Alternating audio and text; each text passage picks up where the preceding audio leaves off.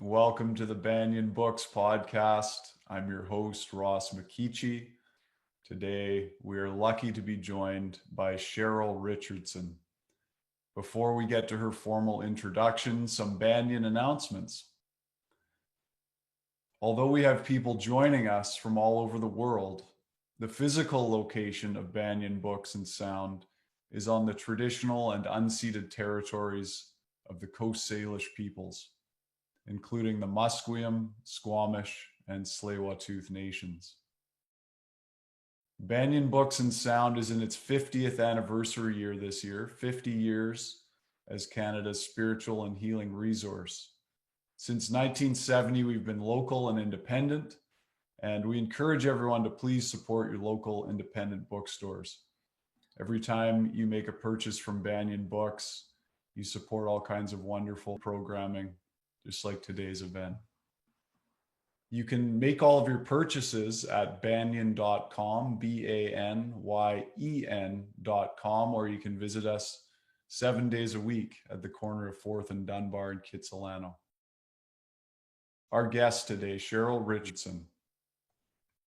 For the last 20 years, beloved teacher and coach Cheryl Richardson has dedicated her personal and professional life to the importance of self-care.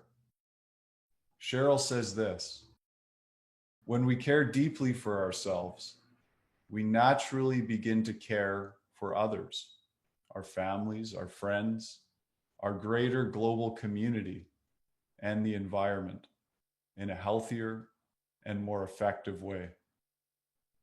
Our honored guest today is the New York Times best-selling author of several books, including The Art of Extreme Self-Care, Life Makeovers, Stand Up for Your Life, The Unmistakable Touch of Grace, You Can Create an Exceptional Life with Louise Hay, and Waking Up in Winter.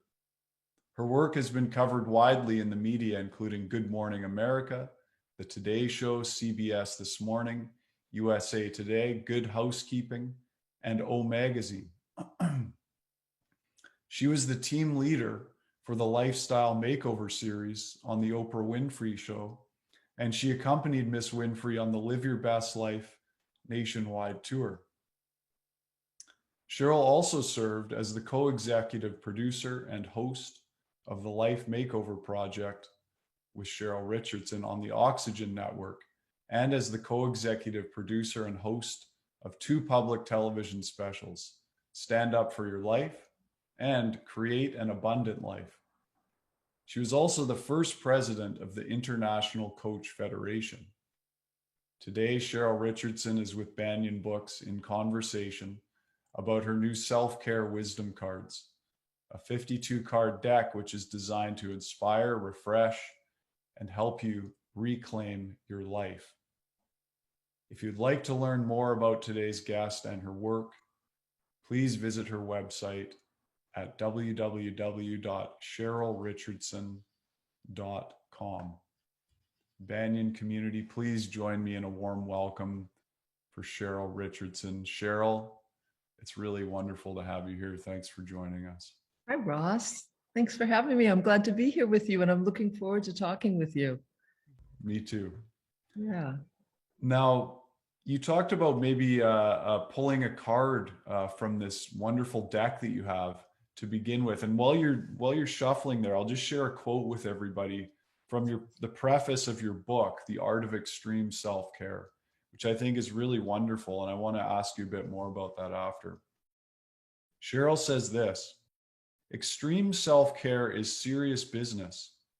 So much more than taking warm baths, getting a massage, saying no, or setting new priorities. It's about building self-esteem, becoming emotionally strong and empowered, and developing the kind of character that makes you decisive, clear, and honest about who you are and what you want. Oh, and by the way, contrary to popular fears or beliefs, self-care is not about being selfish. It's about having integrity. When you take good care of yourself, you have the time, space, and energy to give to others because you want to, and you do so from a place of love, not because of habit, guilt, or obligation. I love that. Thank you. Thank you. Yeah, that sort of really sums it up. You know, when I was updating that book, I remember thinking about, you know, what was the message that I wanted to give? Because of course, so many people feel like self-care is selfish. I think that's, in a lot of ways, it's helped us to be very manageable. You know, it's helped us to sort of stay under the thumb of people who have maybe benefited from our overgiving.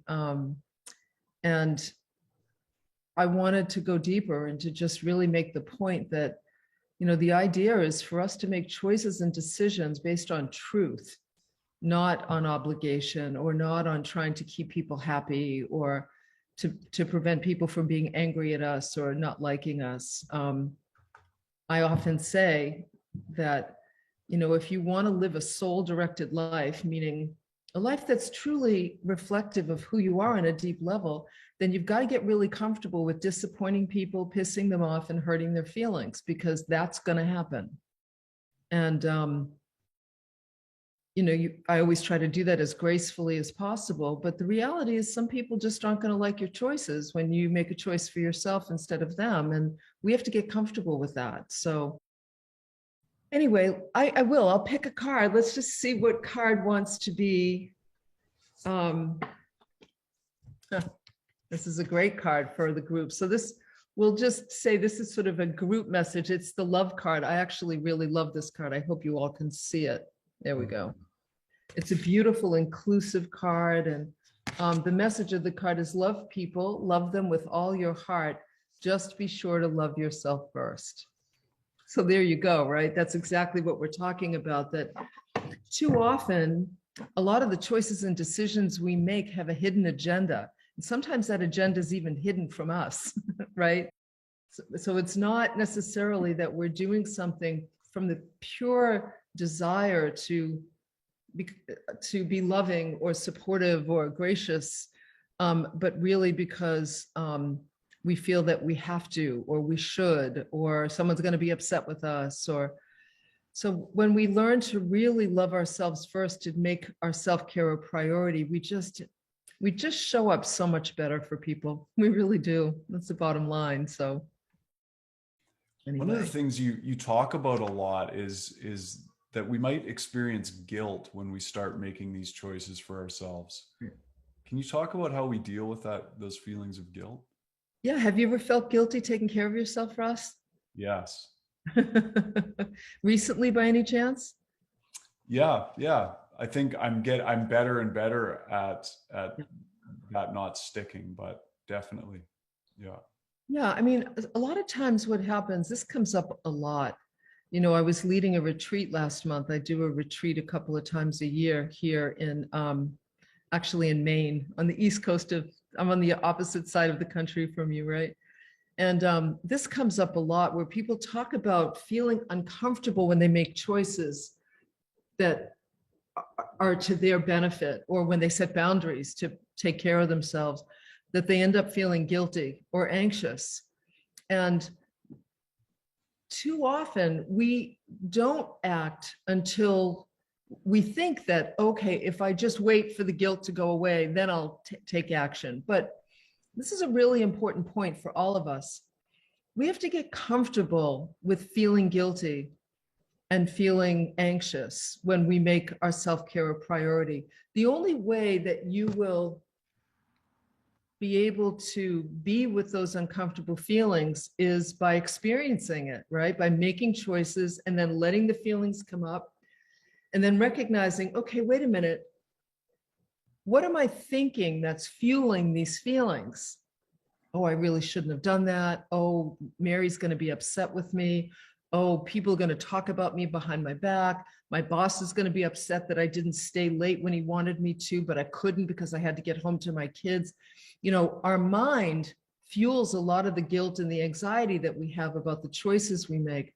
And it's so important to do our best to put separation between ourselves, capital S, the self, the healthy, authentic self, and the mind that just thinks stupid thoughts, that that we bother ourselves with our thoughts. And in particular, when it comes to self-care, we end up making ourselves feel guilty or making ourselves feel anxious by how we think.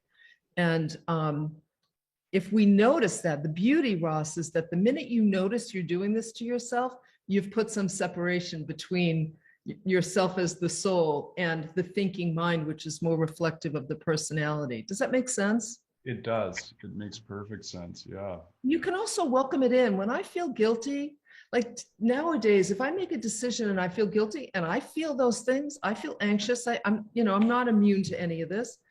I'll say to myself, oh, sweetheart, there's that guilt. There's that guilt. Put your arm around the guilt, include it, and just keep moving forward. You made the right decision. Yeah, you feel uncomfortable about it. So you'll live. Let you just include that feeling and then pay attention to your thinking. Mm-hmm. Yeah. One of the things in that quote I shared, you said that it's not, self-care is not about being selfish. It's about having integrity. Right. Can you talk about this integrity? Yeah, I'm talking about making decisions from truth, right? From, you ask me to, I don't know, somebody asks me to do an event or, gives me an invitation, wants me to do something. And I really don't feel like doing it. Like, it just doesn't feel right to me, but I don't want to upset you, or I don't want you to not like me, or I don't want you to think that whatever the stupid thoughts are that I start making up. The truth is, if I say yes when I really want to say no, I'm not going to show up as authentically as I would if I really wanted to do it and said yes. So a friend invites you to dinner, you say yes. And then an hour before you're going to dinner, you're exhausted. You worked later than you expected. You're thinking to yourself, the last thing, I mean, come on, how many of us have had this thought, right? The last thing in the world I want to do is go out to dinner tonight. I'm exhausted. But I told John that I'd meet him, so I've got to do that. Well, what about calling up John and going, listen, I hate to do this last minute, but I'm going to be honest with you.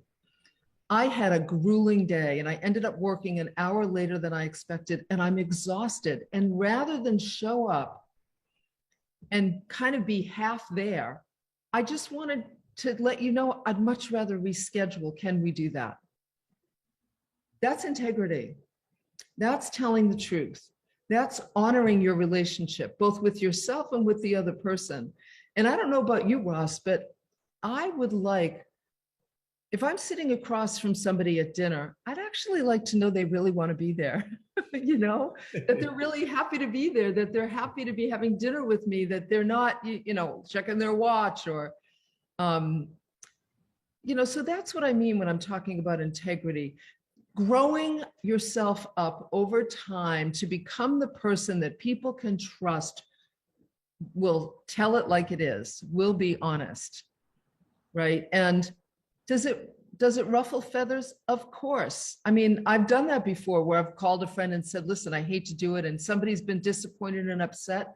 They're entitled to their feelings, but I'm also entitled to really honor my truth. So does that answer the question? It does. It does. That's how we stay in integrity, by honoring our own truth. Yeah. Cheryl, these self-care wisdom cards are really beautiful cards.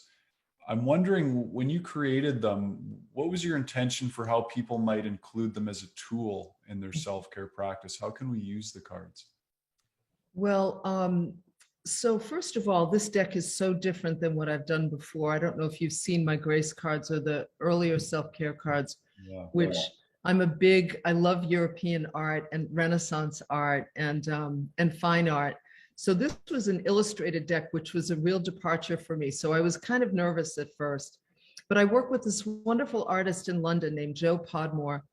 And I knew the messages that I wanted to convey, and the messages on these cards are a kind of a culmination of messages I've delivered over the last probably 10 years that have had the most bang for the buck, like, just really kind of deliver a piece of wisdom that makes people stop and think. And so Joe and I work together to come up with fun, playful images sometimes, and sometimes just, just sweet, beautiful images. And I think that I'll be very honest with you. I started creating decks years ago because when I started my business, this is like 25 years ago, I used to give out. I had a woman I met who was a single mom with 2 kids who was trying to support her family, and she was a watercolor artist.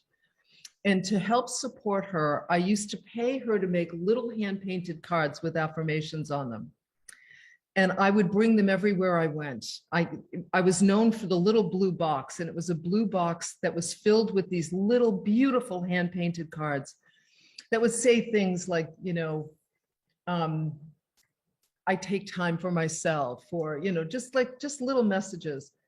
And people loved them, and I loved giving them out. And then I started like putting them in every piece of correspondence that left my home. And so when Hay House came to me years ago and said, hey, would you like to do a deck? I thought, well, this is my chance to continue. So for me, the primary way I use the cards, and I do think of this as self-care, is I carry a deck in my pocketbook or my purse, and everywhere I go, like when I go to the bank, I put one in the teller drawer before I leave. Or if I have dinner at a restaurant, I leave a card with the gratuity. I'm always handing them out. Sometimes I just leave them around town on benches and bushes and things like that. I put them in birthday cards and holiday cards and all of that. And it just makes me happy. It just makes me very happy to do that. As a self-care tool, I think it's really wise to pick a card a day. It depends. You could pick a card a day, you could pick a card a week and focus on that message for the week. But you could shuffle the deck, pick a card, and just begin to notice for that day or for a few days or the week, how the message of the card shows up for you in your daily life. And it's amazing how it works. Right? I picked a card for you before we started, and it'll be really good for you to just notice how that action card plays out for you over the next week. And I can certainly pick some cards for people when we do the Q&A part as well. So sometimes you can do that. Sometimes you can actually go through the deck, and when you see a message that you need reinforced in your life, you can pull that card out. I have a little stand. You know how they have what do you call it? When people have dinner, they have like these little stands where they place cards at formal dinners. Oh yeah. Yeah, you can buy them online. They're like really inexpensive little stands. And I have one of those, and I just sometimes will pull a message that I know I need to stay connected to, stick it in the little stand and put it, on my bathroom counter or in my office on my desk. And so yeah, those are some things that you can do. You can have, when you have friends over for a holiday party, you can have everybody pick a card. Some people use them as placeholders on plates. At Thanksgiving, people were putting cards on people's plates or underneath their plates. It's a fun thing to do. So yeah, those are some ideas. That's great. One of the cards, there's a number of cards that really stood out to me. And one of the ones that it stood out to me a lot was the abundance card. Abundance is something that I feel gets really grossly inflated and harped on in self-development and spiritual circles. Your abundance card was incredibly mature and grounded, and really I couldn't believe us. Yeah, and I couldn't believe actually it was a way I'd never thought about abundance and money. And here's what the card says for everybody to know.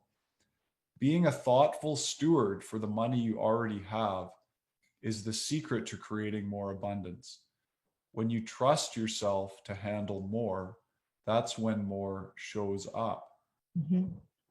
When did this specific insight come up for you, and how did that happen? I'll tell you exactly the story.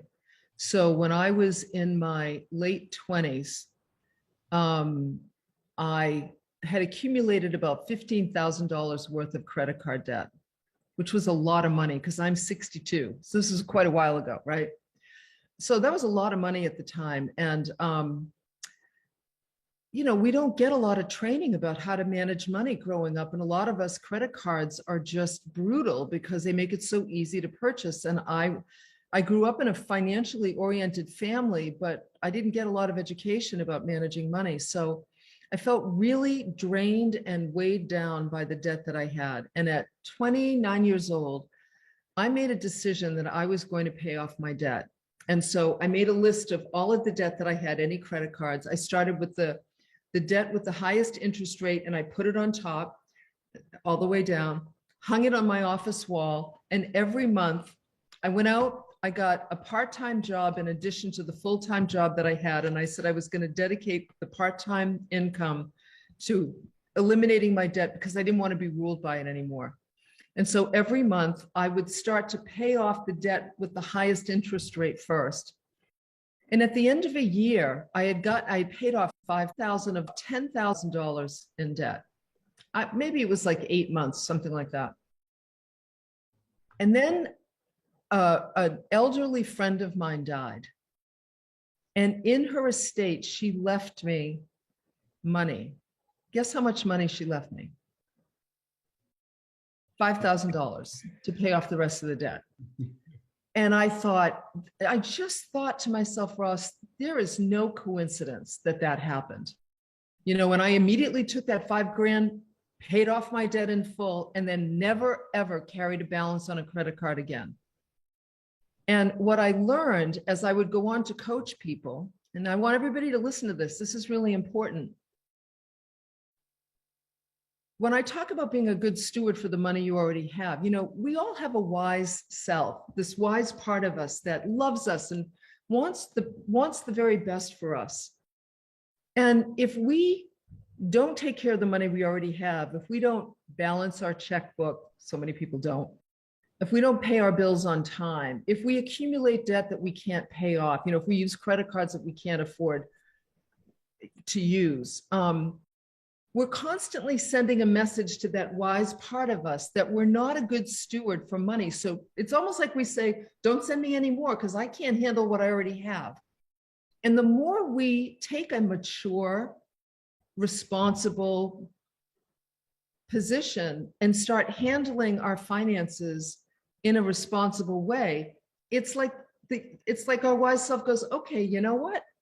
Clearly, I love you. I want to bring you the abundance of the universe. It is not enough to just sit in the middle of a room and meditate and just visualize abundance and have dollar bills fall down. That's just stupid.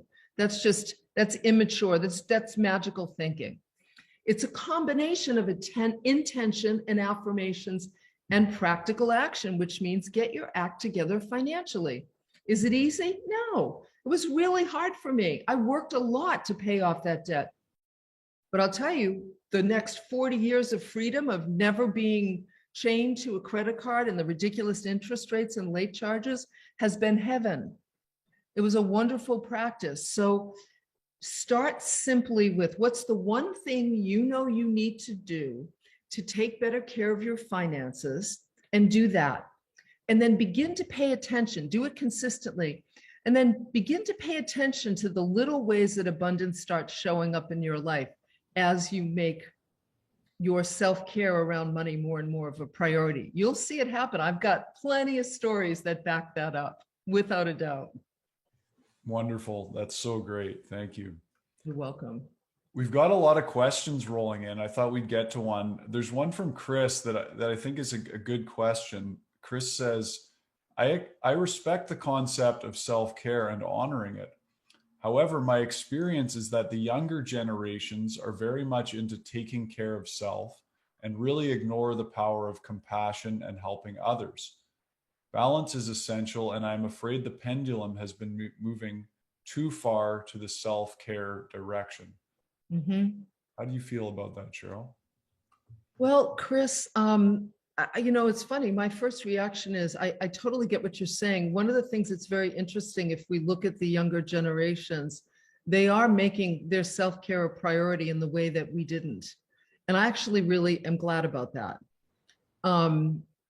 I also want to say that a lot of times when we start making changes individually and then collectively, the pendulum swings way to the opposite direction before we come back to balance. So I'm always just mindful of the fact, even like with clients, back when I had a coaching practice, sometimes my clients would, they'd need to swing, they'd need to be like overly selfish in order to be able to find some kind of a happy medium. So, Chris, that I guess I got to go back to the individual, which is,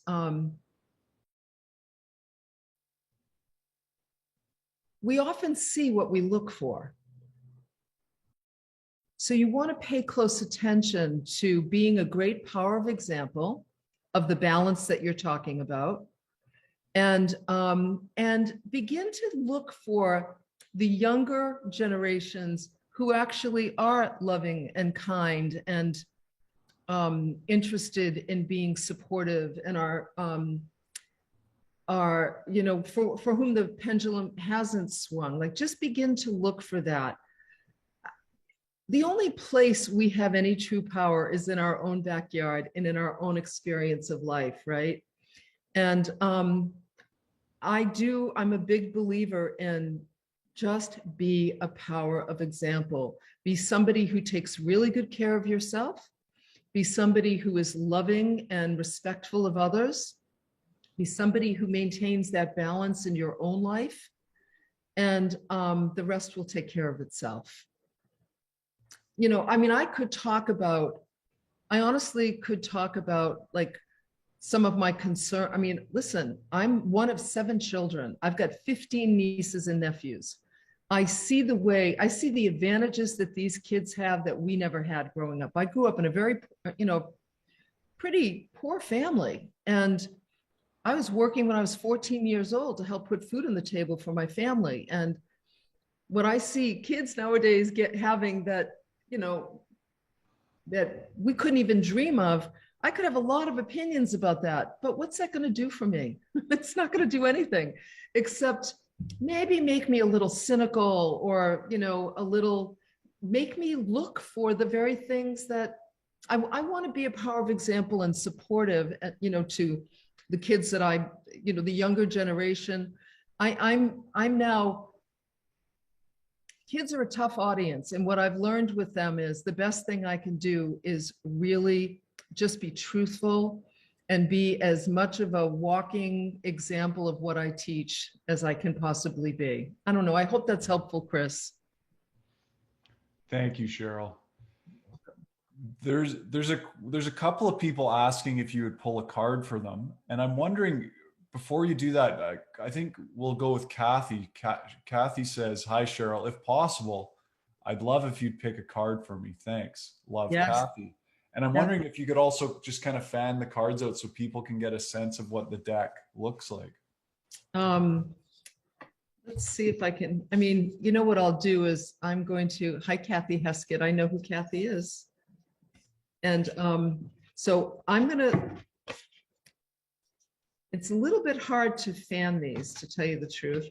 And partially because I just shuffled them all up. And they're going all different ways. But let's just see, like, you can see, like, this is a great card. I love the message on this card. It's called Peace. And the message is, just because some people are fueled by drama doesn't mean you have to attend the performance. Make your life a drama-free zone.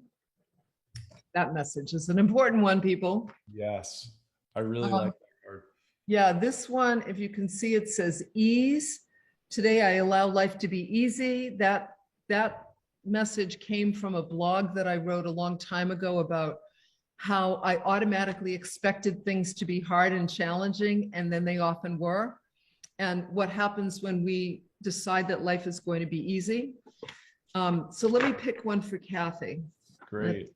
I'm just going to shuffle them up, Kathy, and close my eyes, and then here we go. This is the focus card, Kathy. Can you see that? Mm-hmm. And it says, if you focus on what you don't want, there's a good chance you might get it. Focus on what you do want instead. Now, that's an important message because a lot of us spend a lot of conscious and unconscious time focused on the things that we really don't want to have happen, whether we're arguing with somebody in our head or imagining worst case scenario. And so the card is just a reminder that it's a really important practice to do something formally every day that has you focused on the things that you do want in your life rather than the things you don't want. And so, Kathy, that's your opportunity to look at, it could be, I do this every night before I go to bed. I have a little like diary next to my bed. I track my meditation. I track my workouts. I track the animals, the wildlife I see.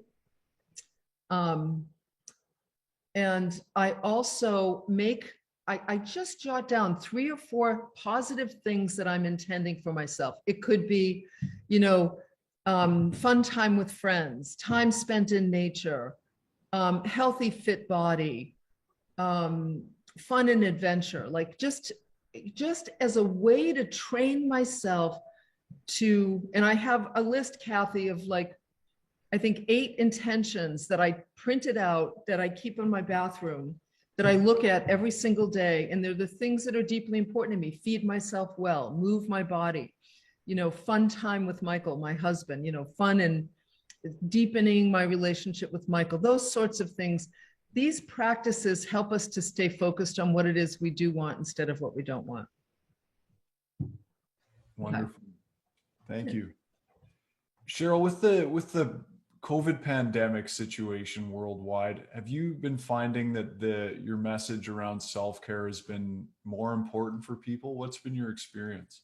Yeah, I would say especially when it first hit and we sort of all went into lockdown in some capacity, there was a lot of trauma around that. A lot of anxiety, still is a lot of anxiety.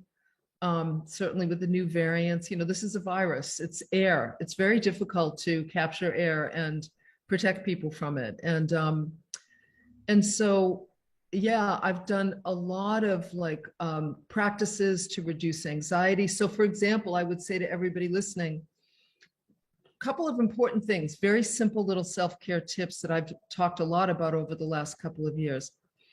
It's important to know that the minute you close your eyes, your brain begins to make alpha waves. And those alpha waves are the brainwave patterns that allow us to start to relax and fall asleep just by closing your eyes. So even if you don't want to relax, if you close your eyes, you automatically will start to relax. Now, if you also breathe in through your nose and then breathe out even more slowly through your nose, so you make the exhale longer than the inhale, you engage the body's parasympathetic nervous system, and it starts to calm you down, whether you want to be calm or not, right? So the thinking mind is what gets us all worked up. And if we start to just focus on the breath, and you can do it by counting even, counting in 2, 3, 4, and then out 2, 3, 4, back and forth like that, where you're breathing out more slowly than you're breathing in, you'll naturally start to calm yourself down. A lot of people, especially during lockdown, it was as if they were sent to a forced retreat. And a lot of people haven't had the experience of being with themselves for that long without distractions. And it just, even if we didn't have a pandemic and you were somebody who decided you wanted to make your self-care more of a priority, it would be uncomfortable at first to start cutting back on some of your activities, spending more time with yourself, spending more time at home. Most of us live incredibly distracted lives. So even without a pandemic, it's uncomfortable shifting those gears. But with the pandemic, everybody was sort of forced into that. It's like I sent you to a self-care retreat, whether you liked it or not, and now you got to live with yourself. And most people are not very comfortable. Most people's minds are not very safe and comfortable places to be. We're self-critical. We imagine worst case scenario. If you look at the news, it's over. I mean, all you're doing is just filling yourself with really, really difficult, uncomfortable,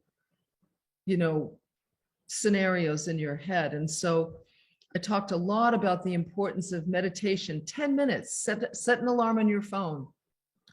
Get used to being with your crazy mind, just observing the crazy thoughts. And as you do that, as you make it a daily practice, you put some space between yourself, capital S, and your thinking mind. And you begin to see that, oh, I'm bothering myself with my thoughts. And I don't want to do that anymore. So this message of self-care has been way more important, taking care of our bodies. I mean, look, it makes me insane that there's so much focus on vaccinations, which are important without a doubt, but there's nothing, you're not seeing anything about the importance of feeding yourself well, moving your body every day, building the immune system. You know, there's reasons people die of COVID that are beyond the virus. It's, you know, because of the way, I mean, there were people with physical scenarios going on that make them more susceptible to being very sick when they catch, if they catch COVID, because they haven't taken care of their bodies. And we need to put more emphasis on that. So there's a lot of people who really improved their diets, lost weight, got healthy. And then there's a whole bunch of people who did the complete opposite. And those self-care messages are so important, especially as we get older. You know, I realize as I get older, I want to have as much mobility and the highest quality of life I possibly can for as long as I can. Louise Hay used to say, she would always say to me, happy, healthy, happy, healthy, happy, healthy, dead. Like that's how she wanted it to be. And it's almost what happened to her. You know, she died in her sleep and she was going strong for almost, you know, 85, 90 years. So she took good care of herself. You had a close relationship with Louise Hay, and I saw in another interview you told the story of how she told you something that really stuck with you. She said to you, "You will be with you longer than anybody else. Make it a good relationship." Yeah. Can you tell us about that? I mean, that was a very powerful moment. You know, you will be with you longer than anyone else on the planet, Cheryl. Why not make it a good relationship? So think about that, right? All of you, just think about, it's true. The most important relationship we have is with ourselves. We're listening to ourselves all day long, right? A lot of what we hear isn't that great, by the way. But when she said that to me, it just reinforced the importance of putting an emphasis on consciously building a loving, supportive, caring relationship with ourselves. You know, in the self-care box, I got to put like a little message on the inside of the box that they come in. And the message says, what if being kind to yourself really could change everything? Right?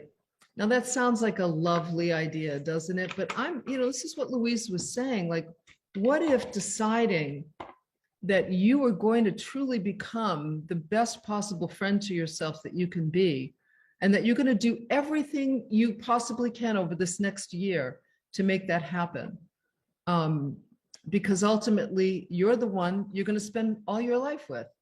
And I just think it kind of, it drove home the point of how important it is to practice good self-care. Wonderful. Thank you. There's a question here from Matt that I feel will be pertinent for a lot of people. Matt says, is there a point where self-care becomes too much? I am getting a lot of pressure from my family abroad to travel and spend Christmas with them. I don't feel like it, would rather stay home with my dear cats, but feel selfish by letting them down. What do you think? Would love your opinion. Thank you. Well, first of all, I'm a cat woman, so you've got me there. And my mother is too. My mother has 2 cats. And you know, one of the things I love, did you say it was Matt? Matt, M-E-T-T-E. So Matt or Meta? Okay, Matt. Okay. It's funny. So my mother, I see right there. Yes, Matt. I hope we're saying it right. But so my mother is going to be 85 in February, and she has 2 cats. and she really demonstrates good self-care. You know, Matt, she said, I'll say things to her like, Mom, why don't you come up and visit? You can spend a couple nights. Like every now and then I'll have her come and visit. She lives about an hour and a half away. And she used to always come up fairly regularly, and we would do a queen for the day where I'd have her come up and I'd treat her like a queen. I'd get her a massage and I'd get her like her favorite meal, and we'd do all of that. And I said to her, you know, just probably a couple of weeks ago, Mom, you know, why don't you come up? It's the holidays, you know, we'll do queen for a day. And she's like, no, you know what? I really like being home with my cats. So, you know, at some other point maybe, but right now I just want to be home with my cats. And I thought, like, I didn't feel like it was a personal affront.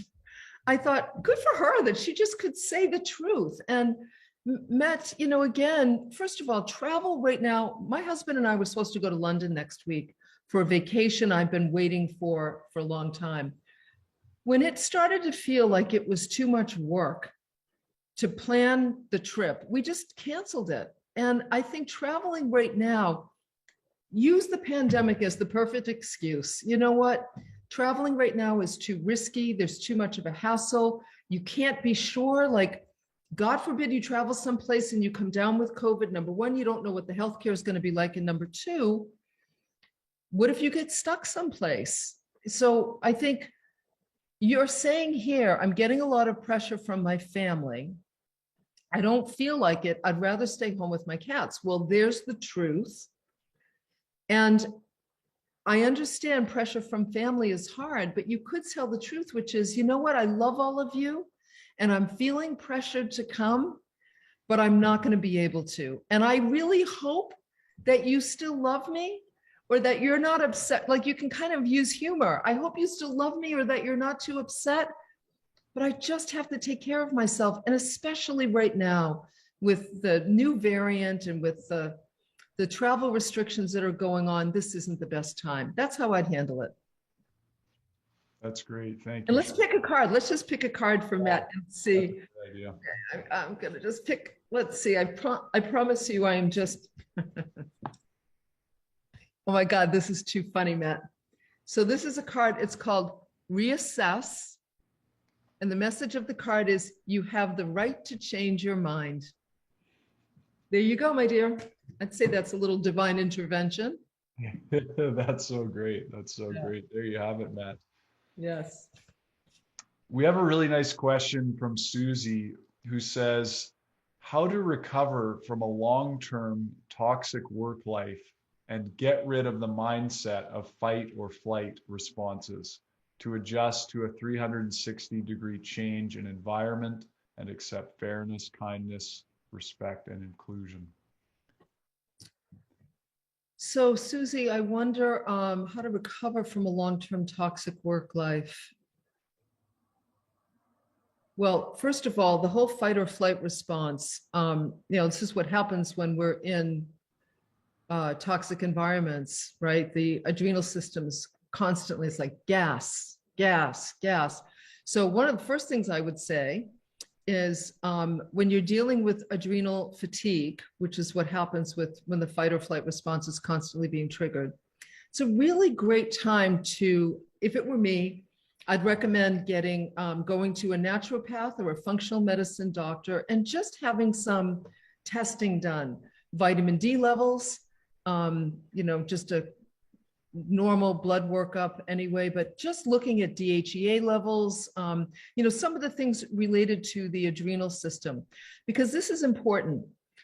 Too often we forget that if the body is out of whack and chronic fight or flight problems causes the body to be out of whack, if we don't heal the body, then it's very difficult to change our mindset. They work hand in hand. So it's not enough, you know, it's not enough for me to just say, well, here's some affirmations and, you know, here's some self-care practices. Like, the fundamental first self-care practice for me is, let me take a look at my body. Let's get some testing done, see what's going on. Let's look at my inflammation levels. You know, a good functional medicine doc or a naturopath will know exactly what to look at to see about the state of health as it relates to the adrenal system. The calmer the body, the easier it is to calm the mind. So think about it. I'm not a coffee drinker. If I drank a cup of coffee right now, I'd be talking a mile a minute and I'd want to like wash the floors, right? My body would be all jittery. Is it going to be easy for me to meditate? Probably not, right? It's going to be hard. I'm going to sit down and my mind's going to go to, oh, I think I didn't lock the front. Oh, I need to feed the cats. Like my mind's going to be going crazy. So we want to first look at what the body needs to be able to calm down, number one. Number two, Susie, this is where a regular meditation practice where you really use your breath. When we deep breathe, we begin to metabolize cortisol. So breathing in slowly through the nose and then even more slowly out, and making that a daily practice is a beautiful way to calm both the mind and the body. Physical exercise also metabolizes cortisol. Today, if I'm upset about something, if something pushes my buttons and I'm stressed, I'm going to go right into my gym and get on an elliptical and start doing, something for 10 minutes just to move the cortisol out of my body. That's what animals do in the wild, right? Gazelles running through the field, tiger comes out of nowhere, chases it. The gazelle starts running for its life. The adrenaline is pumping. Everything's going crazy. The tiger gets distracted, goes somewhere else, and the gazelle goes to hide. And what does it do? It shakes. Shake, shake, shake, shake, shake. That's what it does. It's the trauma response to release all the trauma in the body, and then it'll sleep it off. So for us, getting out and moving, jumping up and down, going for a brisk walk, it metabolizes cortisol and helps to calm things down. Now, I don't know from your question if you're now in a new work environment. I hope you are. And this is a very wise perspective to ask how to adjust to a 360-degree change in an environment, because Susie, you are going to have to adjust. Much like being in an abusive relationship, whether it's emotionally or physically abusive, we learn certain patterns of behavior, certain protective patterns of behavior in dysfunctional relationships that need to get unlearned. And one of the best ways to deal with something like that, I think, quite frankly, is to get into therapy, to find a really good therapist who specializes maybe in, excuse me, toxic work environments or even work addiction, and let them know, I came from a very toxic environment. I want to work with you to identify the habits and behavior patterns that I developed to survive that environment, so that I can shift how I operate and welcome in and be able to function in a much healthier and loving environment. I don't think we can do that on our own. Too often we go to the very thing that creates the problems in the first place, our own thinking. We need the thinking of people outside of us to help us create new ways of being in the world. And that's what I would recommend. Thank you, Cheryl. You're welcome. There's a question from Donna who says, as a daughter of a narcissistic father, I have to constantly work to stand in my alignment. Any words of wisdom for self-care around being with him without losing my peace? So if in fact your father is a true narcissist, Donna, then I would recommend that you do a lot of reading about narcissism to understand what you're dealing with. Honestly, being around narcissism is like being around a really bad virus. I want you to hear this, Donna. When we're in the company of a narcissist, we can't help but take a hit to our emotional immune system. So we lose power, which means we succumb to their dysfunctional behavior much more easily, regardless of how healthy you are. Like, I'm a pretty smart woman. I've been teaching self-care for a long time. I've done a lot of therapy and I understand narcissism. If you put me in a room with a narcissist for 3 hours, I'm going to start I'm going to lose power. I'm going to start behaving in ways that I normally don't behave just to kind of protect myself. So I think you really need to limit the amount of time you spend with narcissistic people. And I think you have to have realistic expectations. It's not easy maintaining peace around narcissism. breathing, not engaging, setting some boundaries, very clear boundaries, and then backing those boundaries up with action. So for example, if your narcissistic father likes to goat you or likes to, poke at you, or is, let's say, is just critical of you, saying something like, Dad, it's not okay for you to speak to me that way. And if you continue to do that, I'm going to need to leave. Now, you never set a boundary like that until you're ready to actually leave. And if he does it again, which he will, because you've trained him that it's okay, right? That's what we do. When we tolerate behavior, we kind of let people know it's okay. But when he does it again, Dad, I'm telling you, if you continue to speak to me that way, I'm going to need to leave. And if he does it the third time in the beginning, you need to get up and leave and recognize that no matter how intellectually you understand narcissism, the influence of a narcissist on you is weakening you regardless of how smart you are. So you've got to really limit your time. And I've had clients, narcissism is a therapy issue. It's not a coaching issue, but I've had clients with narcissistic parents who had to sever the relationship because otherwise their whole lives would have been ruined. And I don't know if your father's a narcissist or if he just behaves that way. A lot of people, as they get older and they haven't done any work, become very narcissistic. It's all about them and their fear, right? It's just natural. And so, I see it in elderly friends and family members. And I just show up being loving and compassionate and limiting the amount of time I spend there. Wonderful. Thank you, Cheryl. You're welcome. The question before from Susie, she responded and said, yes, the new job is great. So she's good. back in a new job. Awesome. Awesome. That's great. I'm so glad, Susie. Thanks for letting me know. Cheryl, you mentioned there, that's a job for narcissism is a job for therapy, not for coaching. What is the difference between a coaching situation or coaching relationship and a therapy relationship?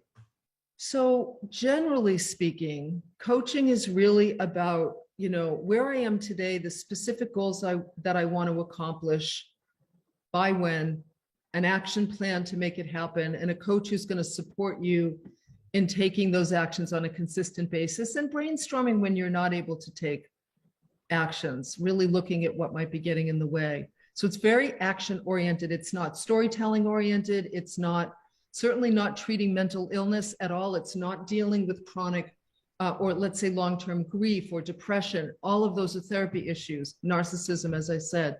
Therapy is really about where you are today and how your past influences where you are and your inability to maybe move forward. And again, generally speaking, it's certainly about healing trauma, dealing with mental illness. It's much more why focused. Like why, looking at why things have happened, looking at what needs to heal. Coaching is much more what focused. Okay, what needs to get done here in order to move you forward in where you need to go? Do they overlap? Sometimes yes. A lot of times therapy issues will come up in coaching, and a coach needs to be well trained to know the difference between the two and to know when it's time to refer a client to a therapist. They should not be taking on therapy issues. I could run through your whole, question list here and go, okay, that's a therapy issue. That's a coaching issue. You need experience to know the difference. And a good coach does know the difference between the two. An experienced coach, a well-trained coach. That's great. Thank you. I think that's really good clarity for everyone to have. There's a question from Kathleen who says, I'm worried that my extreme self-care has led me to become avoidant. How do I know the difference, and how can I help myself be less avoidant? That's a hard thing for me to answer, Kathleen, without getting more information from you. So I'll say this to you. I'll say, it shows me you've got a pretty decent level of self-awareness that you would even ask that question. Does it mean that you're isolating? That's a problem. That's not extreme self-care, right?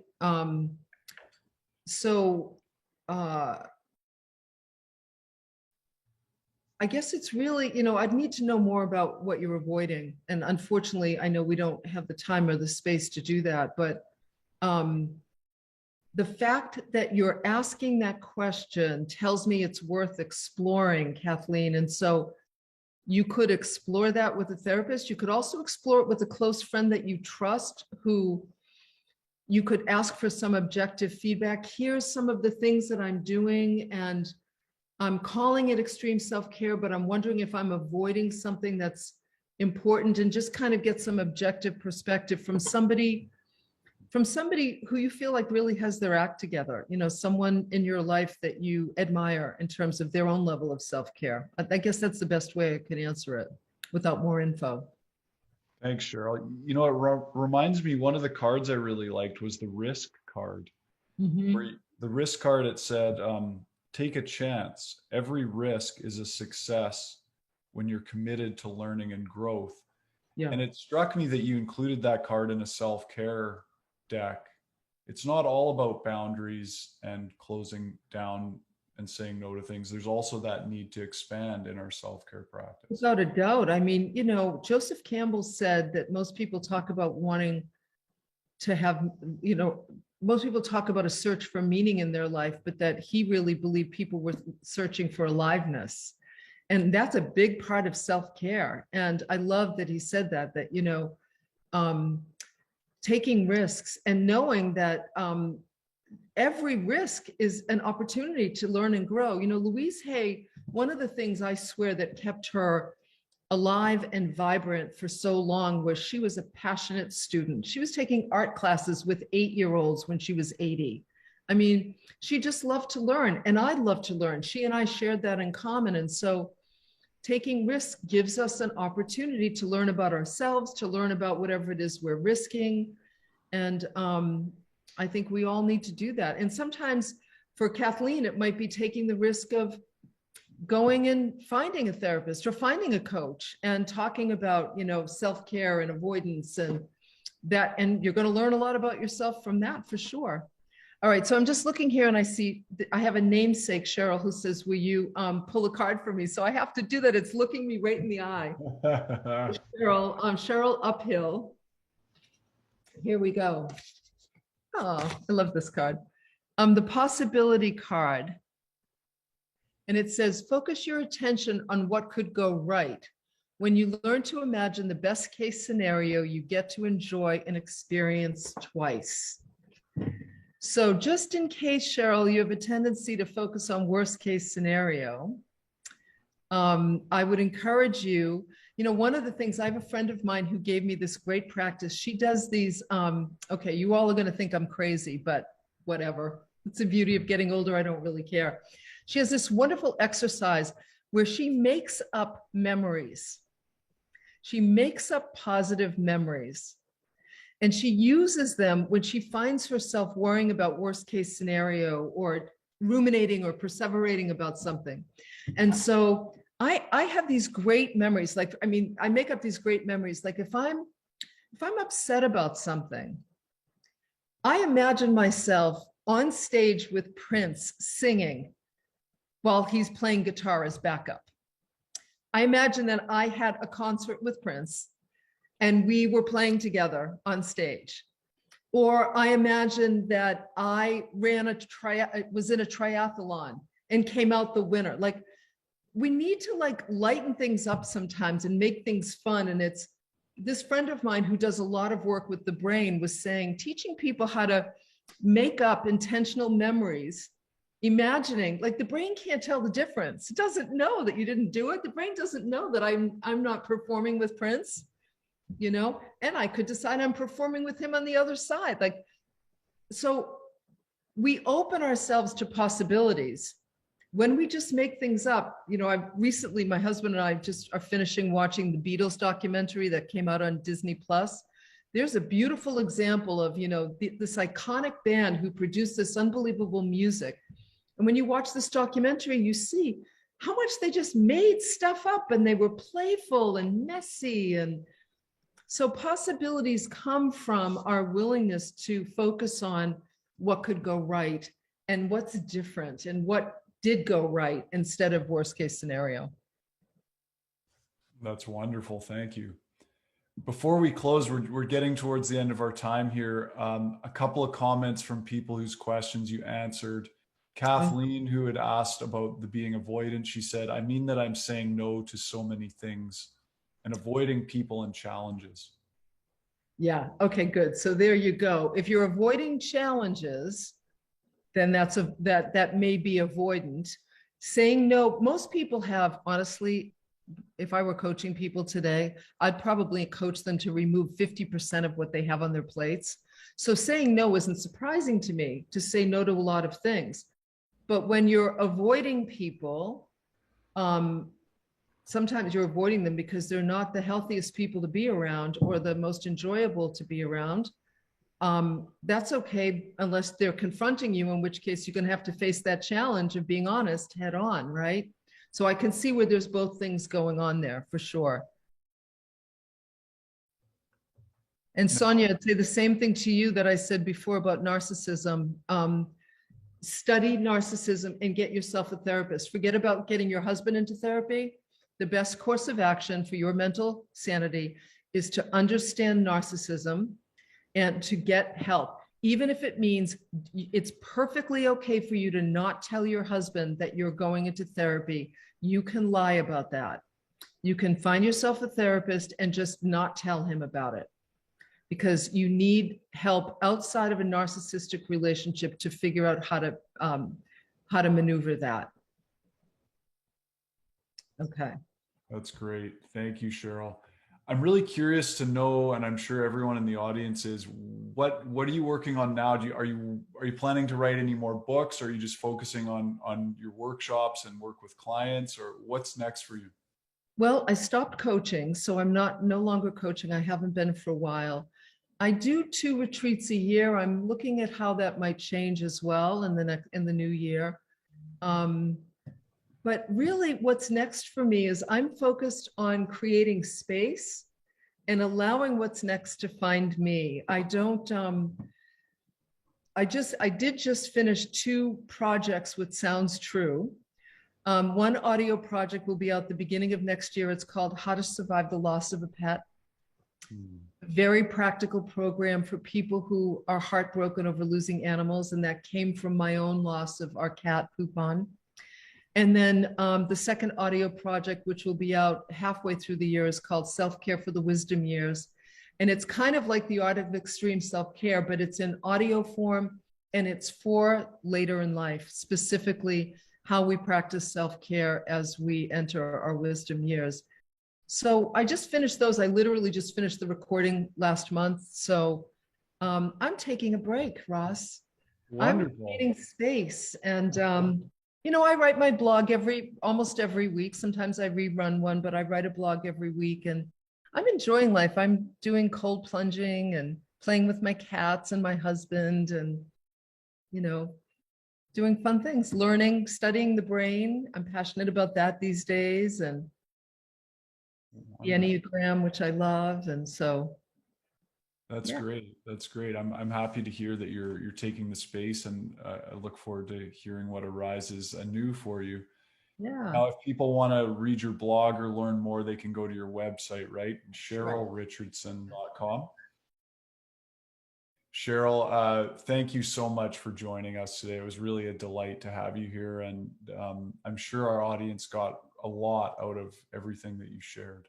Thank you so much, Ross. It was great to talk to you and Jacob. Both of you are great. Wonderful what you do here. Thank you so much.